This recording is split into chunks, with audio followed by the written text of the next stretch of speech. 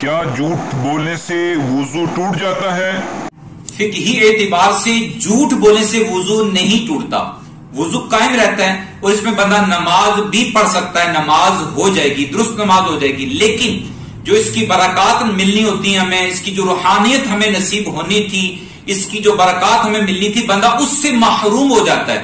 تو چاہیے یہ بہتر یہ ہے، افضل یہ ہے، مستحب یہ ہے کہ بندہ نئے سرے سے وضو کرے اور پھر نماز ادا کی جائے۔ اور اگر بندہ یہ چاہتا ہے گناہوں کا اثر اور اس کی نحوست بالکل ظاہر ہو جائے تو پھر بندے کو چاہیے کہ سچے دل سے اللہ سبحانہ تعالیٰ کی بارگاہ میں توبہ کرے، معافی مانگے۔ اللہ تعالیٰ ہم سب کو توبہ کرنے کی توفیق عطا فرمائے۔ ایک مرتبہ میرے ساتھ مل کر پڑھیں، توبوا الی اللہ استغفر اللہ صلو علی الحبیب صلی اللہ تعالی علی محمد۔ علم کے موتی آقا نے عطا کیے، علم کے موتی آقا نے عطا کیے، ناداروں کو علم کے موتی